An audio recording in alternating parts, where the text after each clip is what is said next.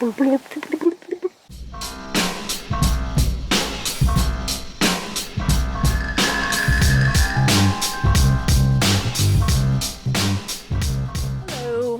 I'm Leslie Davidson. I am your High Priestess of Holy Shit at the Church of Beloved Presence. Words are serious. Holy Bibles and holy words are very, very serious. No, they're not.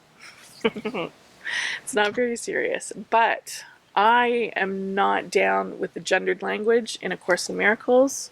Boo, boo, gendered language. Don't like it. Makes me feel creepy. The Course in Miracles was transcribed in the 1970s. So back then, man referred to everyone. And they used male pronouns for everything because patriarchy lives and misogyny is real. So it's not real. It's just bullshit. Fuck that, says me. And I made up my own gender neutral pronouns. And I would like to share them with you today if you want to listen, if you care. It's okay. There's only 17 of you that watch, so I'm down with you, the 17. So first off, I'd like to say though, everything's connected. Everything is one big giant whole of holiness. It's whole of holiness. I mean, that makes sense, right? The whole. It's a holy whole. You can learn about the whole through anything. Every book, fiction, nonfiction, every type of consumable media is there to express its particular level of understanding of the wholeness. That's what we're doing all the time. That's all that we're doing with everything that we share in the world, is expressing and sharing our level of understanding of the wholeness. So everything can be a Bible. Everything is holy words. Everything is a holy story. It's all good. Learn from whatever comes your way. It's all there for us to mirror ourselves to ourselves. We're out there in holy encounters, meeting other holy players in this holy stage. I'm going to go on about her again, but honestly, Robin Wall Kimmerer, chef's kiss. Very aggressive. She's just wonderful. Like, I love her. Like, I love her. I'm listening to the audiobook. It's really life-changing. It's become a Bible. She is a prophet. That's all there is to it. Words are important. They are to me. Words are important.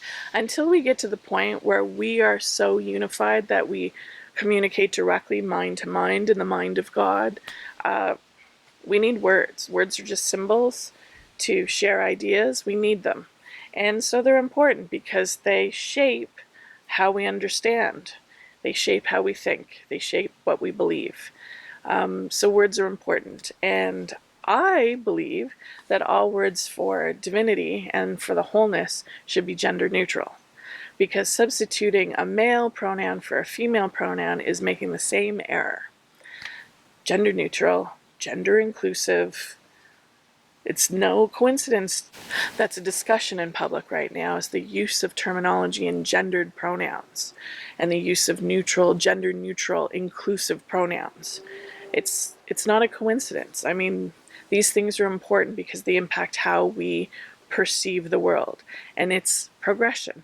We become more and more inclusive and less fragmented, and that's the point. That's where we head. Anything that fragments more is old and useless. I want to drink some water. There's no satisfying psh of bubbles. I'm sad by that. So Course in Miracles is steeped in Christian vocabulary. The people that wrote it were obviously Christians, and they obviously used Christian terminologies to explain certain precepts in A Course in Miracles. But what's nice is that it's called A Course in Miracles and not The Course in Miracles. And the Christianity part of it, it kind of creeps me out, but it's not important. It's not the important part. of A Course in Miracles. It's the miracle part and the experiencing of the wholeness of creation and walking the walk. This is a big thing with Paul and Jane, is their courses and their online gatherings and groups. Everything that they do is all focused on walking the talk and living the experience of A Course in Miracles in your life, and not just reading about it and then forgetting it and going out in your world and making the same old mistakes that we make. It's about putting it into practice. No exceptions. The Course in Miracles says fundamentally that we are either giving love or asking for love. That's it. Those are the two states in life, the two broad states in life. I mean, we fragment that down into a lot of different stuff, but fundamentally, ultimately, we are either giving love or we're asking for love. And it makes communications and interactions very simple to understand when we can give ourselves a minute to get out of our own emotions, get out of our own feels and our needs. But it's hard because we have needs, we have feels, and they all need to be honored. So that's the process, is the process of being able to honor and feel your needs and your feelings at the same time that you are also honoring others and seeing everyone as a divine encounter. Every encounter is a holy encounter. No exceptions. So, back to the Christianity. I forgot about that part. I'm not down, don't get me wrong, I'm not down on Christianity per se. It's just there's a lot of baggage. Religions fundamentally have a lot of baggage because I think there's been a lot of errors made in the name of God that are really baggagey. They're terrible. I can't get behind anything that claims to speak for God and then turns around and judges and condemns. Creator doesn't condemn. Why would we? I just read this too. The Creator's never going to give us forgiveness because in the Creator eyes, we've never done anything wrong. We're not condemned. The Creator has never condemned us. So we don't need to ask Creator for forgiveness.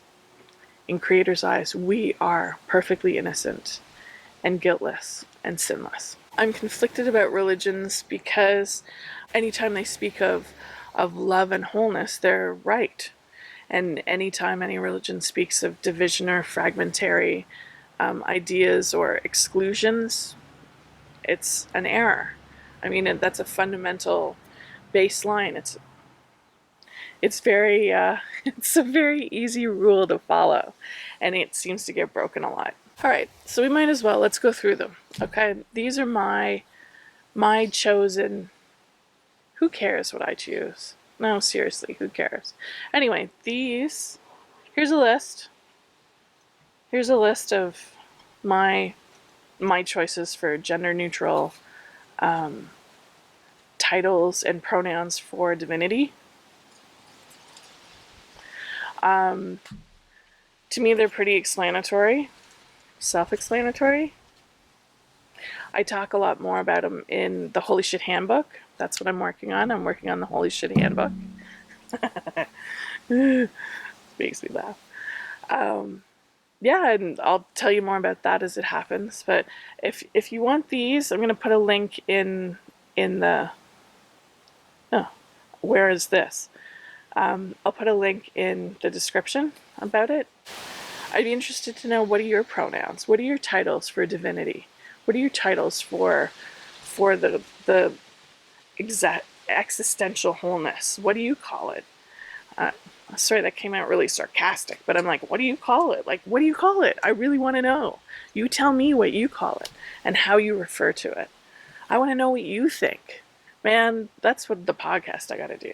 We got to talk about what we think divinity is and existential wholeness. What is that? What is it to you? I want to know. Tell me. If you want to talk to me on camera and have it recorded and we'll make a video and podcast about it, you contact me. Contact me through wherever. I'm everywhere on the socials. Let me know, because I want to know. I think that's super interesting. I want to talk to people about that. All right. Cool. All right. So thanks again for another chance to connect with you. You know what? I realize I'm going to be one of those old people that has, I don't know, like the tiny little chin and then that big swoop of hanging skin. That's going to be me when I'm really old. I'm going to have just a little chin and like a hanging turkey neck, a waddle of like hanging flesh. That's just what I get. That's what happens to me in this life. It's fine, but I see it. It's happening already.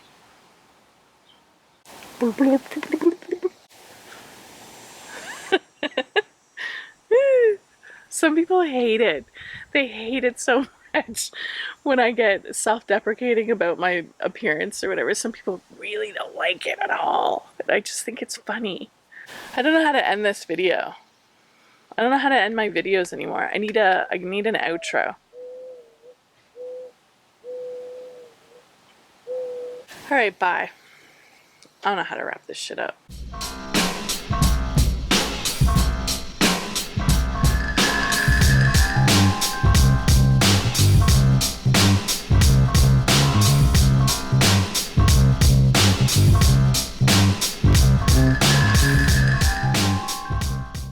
Bloop, bloop, bloop, bloop.